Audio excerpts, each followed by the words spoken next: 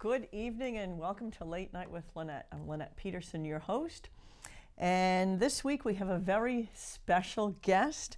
We have, former deputy speaker, former HRA chairwoman, yes. Representative Pam Tucker. But first, our Maggie moment. What is the governor up to?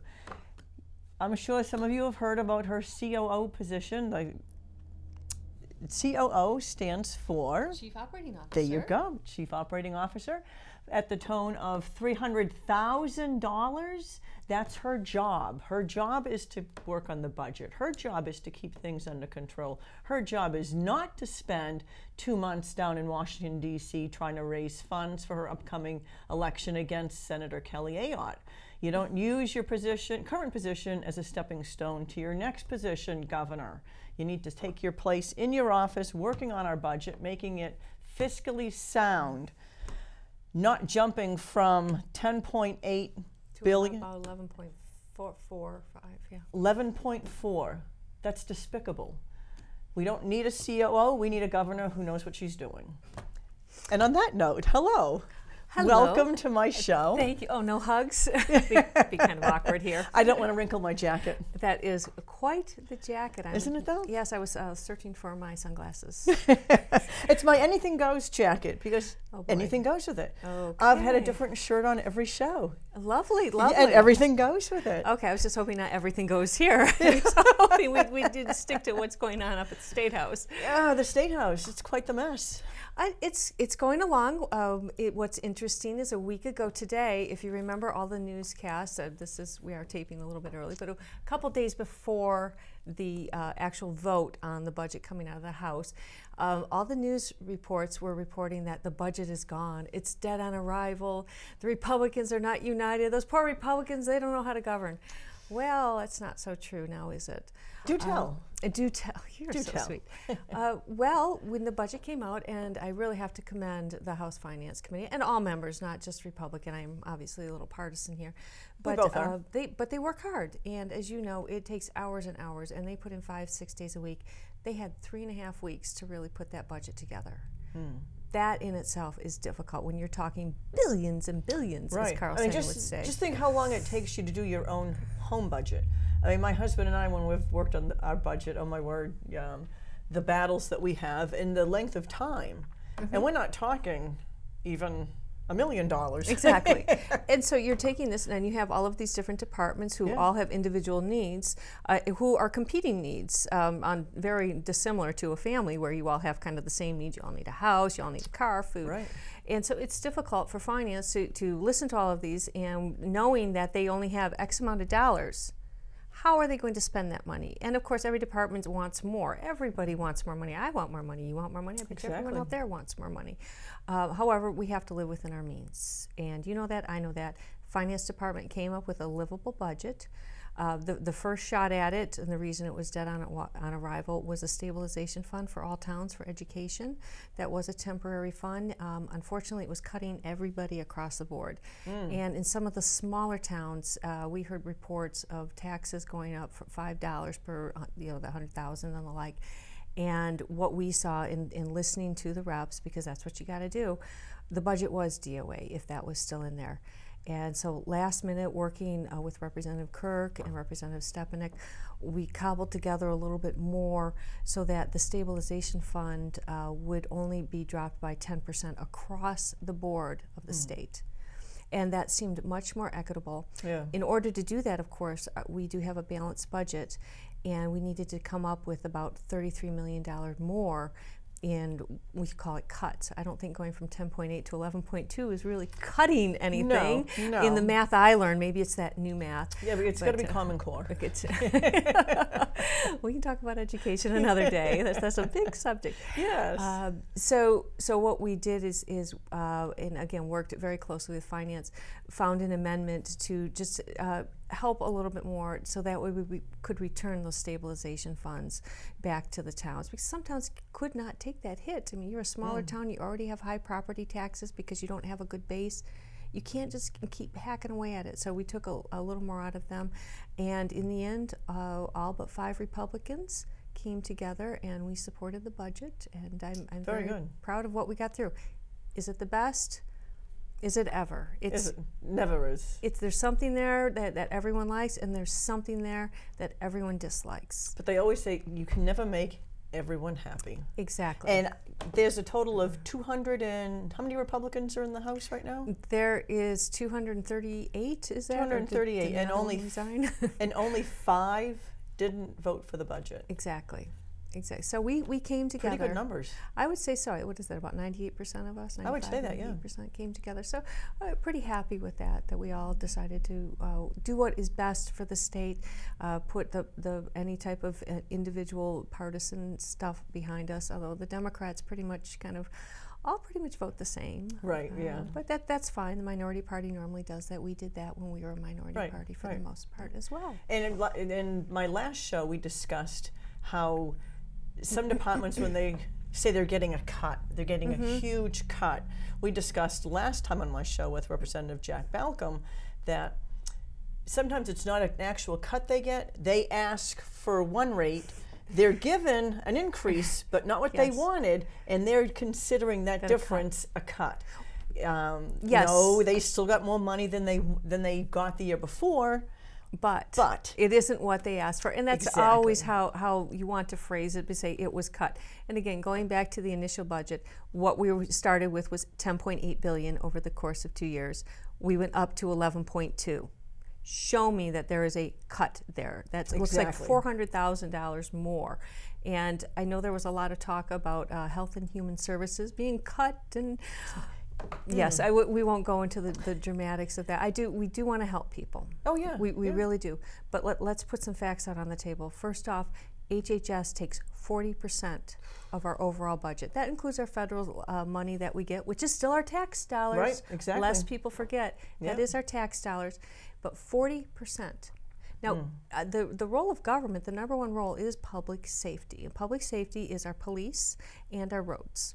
Right. Those things should be fully funded. And those, I truly believe in priority-based budgeting. We should prioritize those to get our roads and bridges. We pass a gas tax. We should have money there.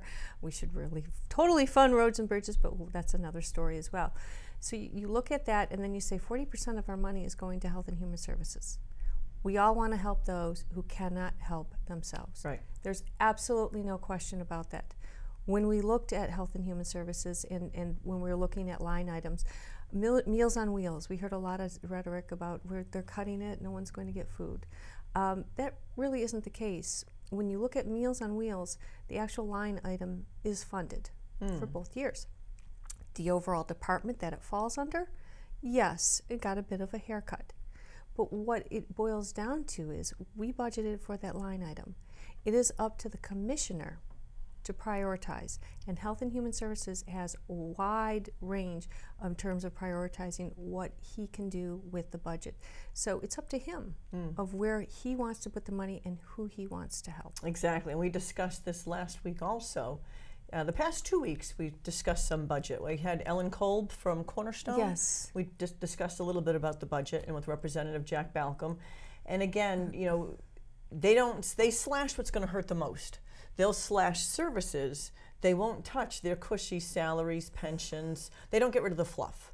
And unfortunately, they want their cut to hurt. And of course, and that's always the case. Exactly. Even your town budgets, when you're debating the school budget, they say, oh, let's cut the music program first, rather than, okay, we have 17 janitors, we really only need 15. But that's, and we see that, and that's very commonplace, and that's how we continue to grow government. Right. Oh yeah, and I know here in Merrimack, if you go to the Merrimack Middle School, you'll watch 17 buses leave from there. Each bus may be half full. Do they really need 17 buses? And did they really need that school? Free commercial. Well, I'm not from Merrimack. I can only speak to my town. Now, back to the Republicans. 238. Now, we've had one or two resign. That's why it says maybe it's 237 at this point. We had Brian Dobson resign. Oh, and Ann Howe resigned. Yeah, Ann Howe resigned. That's right. So we're down to 236. Yeah, 237, 236. Yep. Yeah, somewhere around there. Yeah, and only 5 voted against the budget. Right. So the vast majority of us, we stuck together. And now, how is it going up in the House this term? Are Republicans sticking together? Well, when it comes to Republican positions, all of us were elected on a Republican platform, as the Democrats were elected on their platform of bigger government, more services. We were elected on the platform of smaller government and keeping our taxes down. In fact, the No New Taxes pledge that many of us took. So it is our obligation, and the onus is upon us, to live up to those obligations and those campaign promises, as many people seem to forget. So to say, are we doing that? Are we keeping government out of our lives? Are we promoting liberty and trying to keep government away from us? Many of us are. And what we have is a scorecard that comes out halfway through the year, and then at the end of the term as well. And it's called the House Republican Alliance Scorecard. This has been out for, what, about 15 years now, at least. Started with the great Paul Mursky, who's since retired, God bless his soul. And what this does is it grades representatives, all, not just Republicans, based upon their voting record on the Constitution and protecting the U.S. and the New Hampshire Constitution, and also the Republican platform. Now, because it is the Republican platform, we would, of course, believe that the Democrats would be very low, which they are. They are. So, surprisingly so. As they should be. Yes. If it was a Democrat, the DR, or House Democrat Alliance, I would expect us to score very low because of what our platform is. Again, low taxes, individual liberties. And so what you see is a compilation of every single representative, where they are based upon those roll call votes that the House Republican Alliance, or HRA as it's commonly called, have taken. And many people score 100%. I've only scored 100% once in the 7 years I've been up there now. Yeah, I was close to 100. I got a 99 point something. That was the closest I ever got. Yeah. And what's nice about this, you also see previous years. You see 2013, 2014. Now, Merrimack does have a very good state, well, two very good state reps. Well, you're a very strong Republican district. Yeah. Oh, yes, very strong Republican. We have 8 Republican state representatives. Last term we had 7. The term before that we had 8. We have a couple strong ones. Representative Janine Nodder has been was always carried up at the top. She had 100% average for the 2013, and then 99.0 for 2014. Good. Solid Republican. Yes. Solid Republican there. And then our new state rep, Josh Moore. He's up there this time. He's got a 98.4. Oh, good for him. Way to go, Josh. Is he sitting next to Janine? No, they're actually in separate. Josh is in section 1, and I believe Janine is in section 4. She's in 3 or 4. I think she's over near me. I think she's in 4, possibly even 5. She's not in 5. I'm tucked away in 5. Okay, so she's in section 4. Now, what's interesting about the scorecard, as of the middle of March, and this might not reflect this actual scorecard, the median Republican score was in the high 80s. Okay. Of all the median, so right in the middle, it was high 80s of where the average, because you do have to take into considerations, there's certain town things that you have to vote for that might not necessarily be that Republican platform. Right. And, for instance, if you want polls, to tax the telephone polls, there's a big issue. Some towns like that, some towns didn't.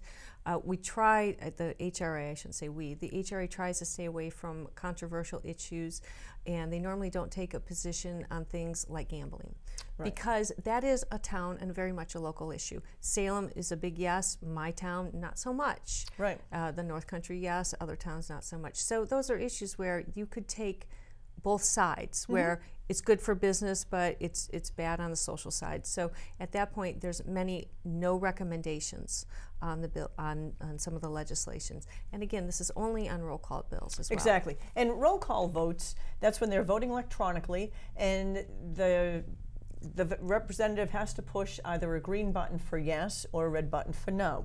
And now, so far in this half year of the first year of the term, there's been 61 roll call votes. Yes, more or less. This doesn't include the budget. This right. came out right before the budget. And I got 51 of the 61 votes. I had to miss one day, but I missed 10 roll call votes in one day. Yeah, they add up in a hurry. I can remember missing a day, and 8 or 9 roll call votes easily, and it just drops you down in yeah. terms of what they say your percentage of time there. And it's not necessarily reflective of you. I can say that because people are out for sick reasons, you know, business. These are all volunteers. Right. And so you have to give people a little bit of leeway here. God bless those are 100 and 100. Oh yeah. My first term, my youngest daughter, it was her my first year was going to be her senior year of high school. I was always, I was always my 2 daughters' basically their only coach in every sport from 5 years old through high school. My school closed just before I ran for office, so my kid didn't have a soccer team or a basketball team to play for.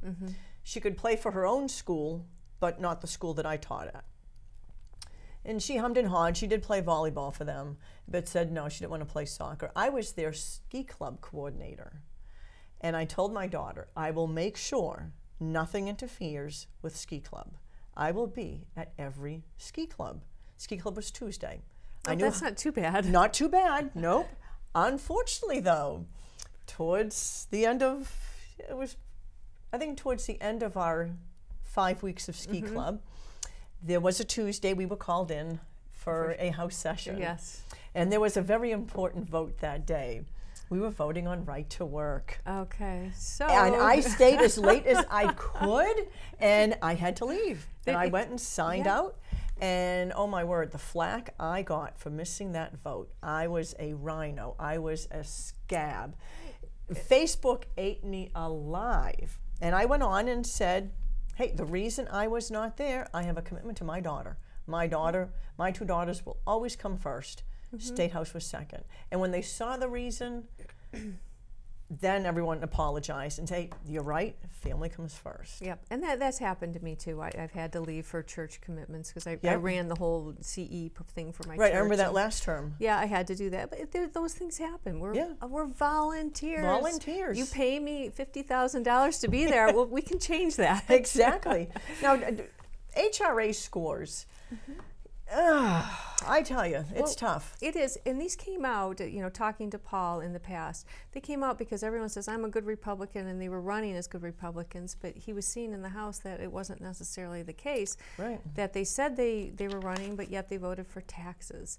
And what's interesting, if you go to nhra.org, these scorecards go back, I think, as far as 1992. Right. And they're online. So you can see how people who are now in bigger offices and former representatives have all voted and what they voted for. And this was, Bob Guida was also one of the founding reps on there. And now what I'm noticing, they have a special column beside.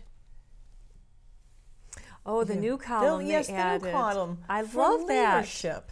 Well, not only leadership, but they have the year we came in, and mine is 08 because that's when I came in. And then, but if you came in before the 2008 elections, you're called old. Yeah, I wondered why. That was my next question. Why are there old people on here? Yes.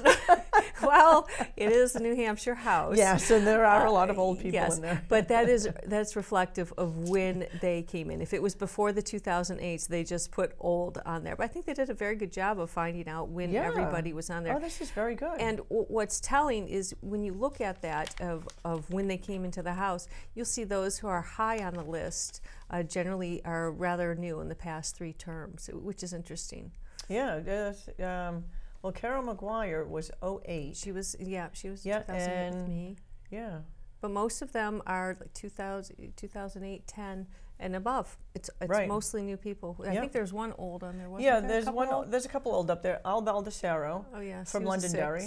He was a 4 or 6. Bill O'Brien, he's up there. He was a 4. A 4, and Steve Stepanek. He was a 2 or 2000. He's been there. He's been now he did miss out. He wasn't in office last term, right? But then he got back. Right, in and he missed 2008 too. So he's been in and out of Amherst. And Jordan Ulrey, he's another one. Oh yeah, he's been around from Hudson. But I noticed the highest scores, and the first page goes from 100 to 94.5. There is no one on leadership. That there isn't. Well, what's the CL? I think that's a committee leader or something. Okay. There's no one on leadership on that first page. No, you don't get to anyone. You're in analyzing leadership. it more than me. Vice chairs are finally on page 2. Well, that's good. You have 2 vice chairs at 93. That's not bad. Oh, that's respectable. That's respectable. A chair. Oh, we finally get our first chair. Over here at 76%. Oh my, we're getting, if you can't vote your party at least 80% of the time, you really got to wonder. Well, but unfortunately, when you are a chair or any quote-unquote leadership position, you need to support the other chairs' positions, whether they're good positions or bad Republican positions. For instance, I'll give you one of my favorites is the tanning bill. Yes. We already have a law in the books that you have to have, if you're under 18, parental permission to go tan. Exactly, right. Okay, because my daughter wants to look kind of pretty to go to the prom. So exactly. But I have to go in and sign it because she's under 18, which is fine. However, they changed it. They were going to ban all tanning. Right. Which I found just reprehensible because it's parental rights. Exactly. Forget that they ran on the health benefits, and that was a chair position, and the HRA took the opposite approach, that it's a parental right. And so we had the arguments of, we don't let children smoke and drink. Well, yeah, we don't. But you know what's even worse than having to go to a tanning booth is having them go sit out at the beach. And I live near the beach, and you see the kids out there roasting. Exactly. That is 10 times worse than going to 5 minutes in a tanning booth. Oh, yeah. There's no way in the world. And they will do that. Yeah, I've had skin cancer 3 times. You don't need to tell me about roasting at the beach. Yeah, and it's deplorable. And these same people who want to vote to ban tanning beds think parental notification for abortion is ludicrous. 15-year-olds should have the right to go get an abortion without their parents knowing. Well, but they can't tan? There you go. But they have to ride a helmet to the abortion clinic. Yes, wear your helmet to the abortion clinic. Compliments to DJ Betancourt on that one. He actually coined that, I think, on the House floor. Yes, they have to wear their helmet and their seatbelt. Right, to go get the abortion. To go get their abortion. Right, but parents don't need to know. Right, in an unlicensed facility by somebody. Right. Doesn't have to be a doctor. It's the ludicrousy of some of our laws that they just don't make sense, and the parents should come first. Exactly. And when you start taking over parents' rights and usurping them, then where does it end?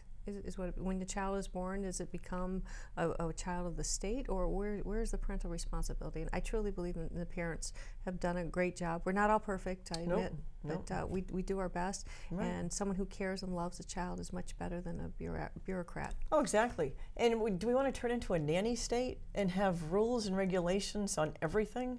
That's ludicrous. Now, Merrimack folks, what you need to do is go to, they can find this online, can't they? Yes, it's www.NHRA, New Hampshire House Republican Alliance. HRA. .org. So NHRA.org. And you can look up the Merrimack state reps. And we have 8. 2 are in the 90s. Awesome job, Representative Nodder and Representative Moore. The other 6 are woefully below the 80%. Now this is only the first half of the first year. Yes. Let's hope some of these scores... They have an opportunity to redeem themselves. Yes, they do have an opportunity to redeem themselves. Although, when you were in college, you remembered if your first GPA came out and it was really low, it took a lot of work. It took a lot of work to get back up there. It really. So it took a couple. Yeah, it took a couple sessions of straight A's to get rid of those couple C's. One might have had. Of course, that wasn't me. Yeah, we get some tough scores. Tough scores. But again, it's based on Constitution and platform. Right, and there's nothing more important than the Constitution. If it's not constitutionally sound, you don't vote on it. But you also got to follow party platform. Well, if you want to be elected as a Republican, you probably should. If you want to be elected as a Democrat and you have a score below 50, then at that point you might reconsider your party affiliation. Seriously. Oh yeah, I agree. I mean, 80% I think is a good cutoff. If you can't vote your party at least 80% of the time, you really need to stop and think, why am I here and who am I representing? Now, Merrimack's a pretty solid Republican town. It is. Some districts are more swing though, Yeah. and No, so there are some. and we get representatives one Democrat that slips in every once in a while. Representative Grady was in last term, voted for every tax there was, couldn't find enough taxes to vote on. How's that gas tax working out for you? Yeah, I hear you. Although your tolls got removed. I did not vote for that. Nor Keep did the I. toll. I was not voting for a tax. I like use tax like that versus the income tax. Yeah. Anyhow, what are we going to do about the electric cars? Here's a really good subject. There you go. What do? We have electric cars, and we have semi, getting there, the morphed ones, flex fuels and the likes. Now, these cars are going the same amount of distance, or everyone's driving more nowadays, using the roads just as much as my old gas guzzler, 15 miles a gallon, not that I own one. Yet the gas guzzlers are paying all the tax, and the cute little Priuses and my Highlander hybrid that I had, not paying so much because I'm getting 30 miles to the gallon on a good day. So how do we make it equitable for those who are getting 50 or 100 miles to the gallon and using the same amount of roads as those who are getting 15 to 20 miles? And we're not going to solve it here on the show. No. Good question, though. But every state is looking at this, and I've gone to American Legislative Exchange Council, and we're all trying to find the answer. Right. I know that Oregon or Washington's looking at doing just a tax when you register the car. I think Oregon was looking at possibly, taxing mileage, but how do you do that when you're interstate? Right, exactly. So there isn't a really good formula, but it is something we really, really need to consider and figure out how we do that, because the electric cars kind of are getting a free ride. So if you have an electric car, go for it. You're getting a free ride right now. Yeah. Well, folks, if you have an answer, if you think you have an answer, please shoot me an email. Lenette, LENETTE .Peterson, SON, @gmail.com. Send me your answer. We can get our answers up to the State House. I would love that. Yes, maybe we can find a way to fix this problem. Hey, I don't have a gas guzzler. I have a little pickup truck. Chevy Colorado, which has survived so far 223,000 miles. Congratulations. We had a scary moment not too long ago, but it's running good again. So I don't have the gas guzzler, but people do, and these electric cars, we got to do something. We do. We have to just make it equitable for everyone as they're using the roads. Well, I thank you for being on my show so today. Much. Thank you for watching. Tune in next week for Late Night with Lenette. Good night.